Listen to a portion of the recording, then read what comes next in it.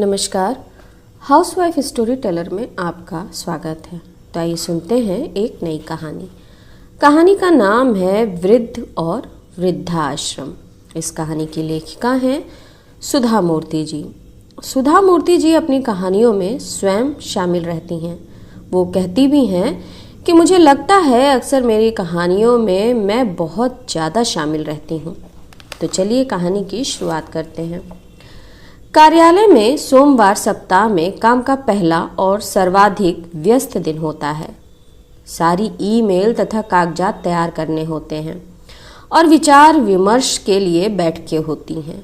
Diary में अनेक लोगों से मिलने का समय निश्चित होता है और अप्रत्याशित लोग भी आ जाते हैं। सोमवार को आने वाले लोगों को सचिव लोगों के लिए समझाना काफ़ी कठिन होता है, किंतु किसी तरह सोमवार को बिताने पर ही तो रविवार आएगा।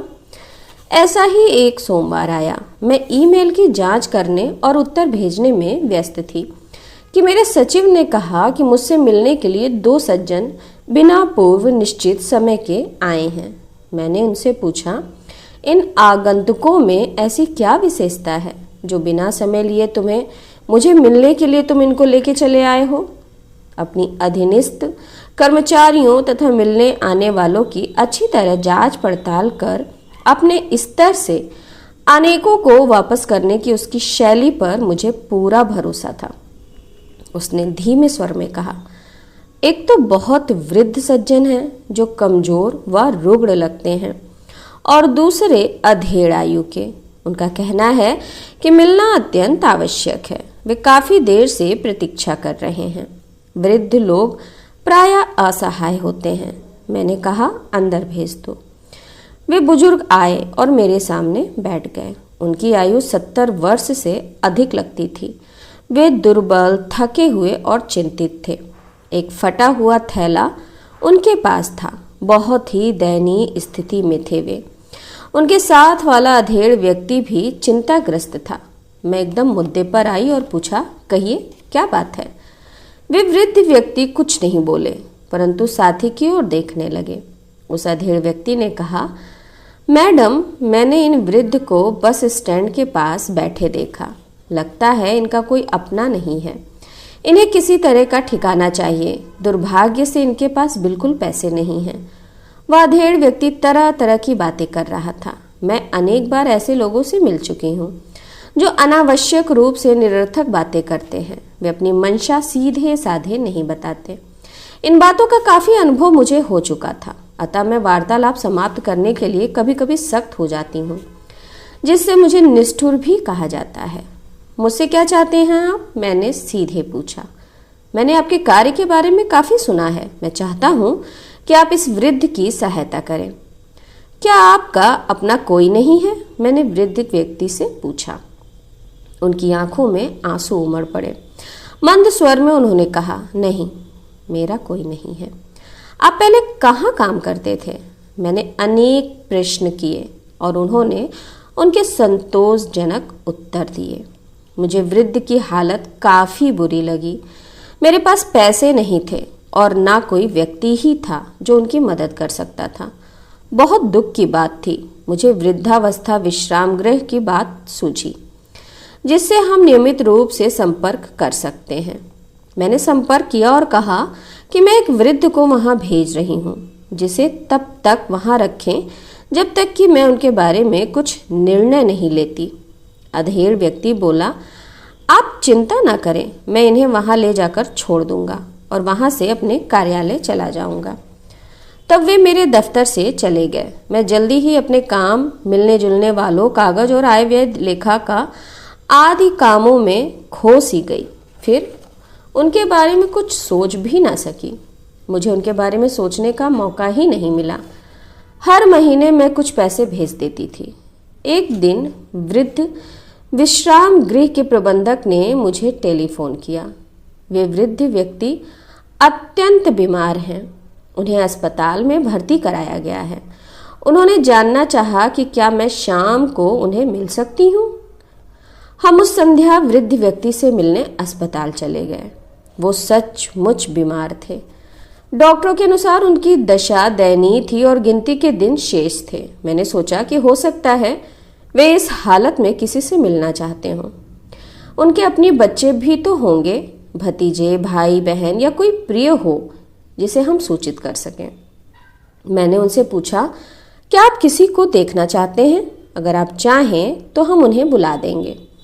क्या किसी का टेलीफोन नंबर अथवा पता आपके पास है? कांपते हाथों से उन्होंने एक टेलीफोन नंबर लिखा और मुझे पकड़ाया। हमने टेलीफोन किया और उन्हें सूचित कर दिया कि वृद्ध की हालत चिंताजनक है। कुछ देर बाद एक व्यक्ति उस वृद्ध से मिलने आया। वह चिंतित था और सीधा वृद्ध के पास गया। मुझे लगा कि उस व्यक्ति को मैंने पहले देखा है। मैंने याद करने की कोशिश की, किंतु ध्यान में नहीं आया। मैं याद नहीं कर पाई कि वृद्ध से मिलने वाला मुझे जाना पहचाना क्यों लग रहा है। शायद यात्रा में मिले किसी व्यक्ति से इसकी शक्ल मिलती है। इस बीच डॉक्टर आया और उसने मुझे बताया कि वृद्ध ने अंतिम सांस ले ली है। मुझे दुख हुआ। ना मैं उसे जानती थी, ना कभी मुलाकात हुई, फिर भी मैं उदास हो गई। कुछ देर बाद मिलने के लिए आया व्यक्ति बाहर आया। उसकी आंखों से आंसू छलक रहे थे। वह चुपचाप बेंच पर बैठ गया और उसने शांत व गमगीन होकर मुझसे कहा, वृद्धाश्रम का प्रबंधक, आगंतुक और मैं अस्पताल की समस्त औपचारिकता पूरी होने की प्रतीक्षा में आगंतुक कक्ष में बैठे थे। तब उसने पूछा, उनका थैला कहाँ है? कौन सा थैला? वृद्धाश्रम आते समय उनके पास एक थैला था, उसने कहा। मैंने तुरंत एक व्यक्ति को वृद्धाश्रम से थैला लाने के लिए भेजा। थैला आने पर आगंतुक उसे खोलने के लिए लालायित हुआ, किंतु मैंने उसे अनुमति नहीं दी। थैले को यत्न से खोलिए, मगर पहले आप अपना परिचय दीजिए। मैंने उससे कहा, वृद्ध के साथ आपका क्या रिश्ता था? मैं जानना चाहती हूँ कि इस थैले के विषय में आप कैसे जानते हैं। मेरे प्रश्नों से वह विचलित हो गया। हो सकता है कि उसे एक महिला के द्वारा इतने प्रश्न पूछना अच्छा नहीं लगा हो। भारत में महिला द्वारा प्रश्न पूछना लोगों को अटपटा लगता है। सौभाग्य से अब यह प्रवृत्ति धीरे धीरे समाप्त हो रही है। मैं ही उन्हें वृद्धाश्रम छोड़ गया था। वह व्यक्ति बोला, आप कौन हैं? मुझे जानने की उत्सुकता हुई। मैं उनका पुत्र हूँ। आप अनुमान लगा सकते हैं कि मुझे कितना बड़ा धक्का लगा होगा। सहसा मुझे याद आया कि सोमवार को यह व्यक्ति मेरे दफ्तर में आया था। यह कहकर कि वृद्ध व्यक्ति को उसने बस स्टॉप के पास बैठे देखा, मैं बेचैन होने लगी। तुमने मुझसे झूठ क्यों बोला? मैंने जानना चाहा। उसके पास कहने के लिए एक कहानी थी। मेरे घर में समस्याएं हैं। मेरी पत्नी ने पिताजी को कभी पसंद नहीं किया। उसने मुझे उन दोनों में से किसी एक को चुनने के लिए कहा। उन्हीं दिनों हमने आपके संस्थान के विषय में पढ़ा। तब हमने विचार किया कि हमारी समस्या का निदान बिना खर्च किए हो सकता है। पत्नी को खुश रखने के लिए इससे बढ़िया उपाय नहीं था, क्योंकि जिस घर में हम रहते हैं उसकी मालिक वही है। मुझे नहीं मालूम कि मैं उदास हुई या उस पर गुस्सा आया। अपनी समस्या का हल करने का यह क्या तरीका ढूंढा उसने। मैंने विरोध में कहा, हम अनाथों की सहायता करते हैं, ना कि संतान होते हुए भी अनाथ समझने वालों की। जब थैला खोला गया तो उसमें 3 जोड़ी पुराने कपड़े, कुछ दवाइयाँ तथा एक पासबुक थी। पासबुक खोलने पर मैं ये जानकर आश्चर्यचकित रह गई कि वृद्ध के खाते में 1 लाख से अधिक रुपए थे। खाते में नामजद एक व्यक्ति था, उसका पुत्र। वही पुत्र जो पिता से छुटकारा पाना चाहता था। यह वही पुत्र है जो इतना निर्दयी है कि अपने पिता को असहाय के रूप में वृद्धाश्रम में भर्ती करने लाया था। वही पुत्र अब अपने पिता के रुपयों पर अधिकार जताने आया था।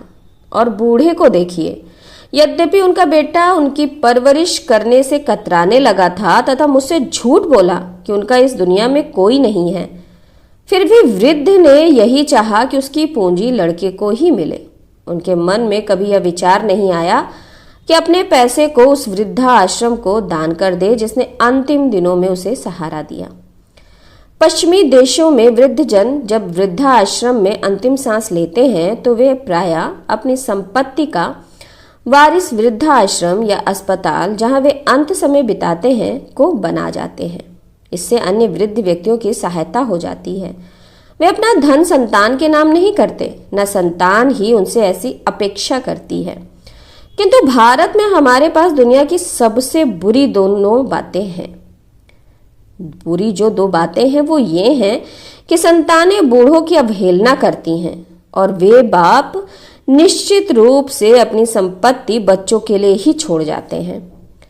तुमने और तुम्हारे पिता ने कुछ हजार रुपयों के लिए जिस तरह मनगढ़ंत नाटक किया वह बड़े शर्म की बात है। मैंने उस व्यक्ति से कहा, तुम यह बहुत ही खराब उदाहरण छोड़ रहे हो। भविष्य में जब कोई सचमुच का अनाथ व्यक्ति वृद्धाश्रम में आएगा तो हम उसकी सहायता करने में हिचकेंगे।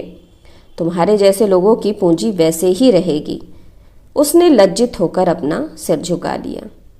तो ये कहानी यहीं समाप्त होती है। आप लोगों से विशेष अनुरोध कि मेरे चैनल को लाइक करिए, शेयर करिए, कमेंट करिए और सब्सक्राइब करिए। नमस्ते।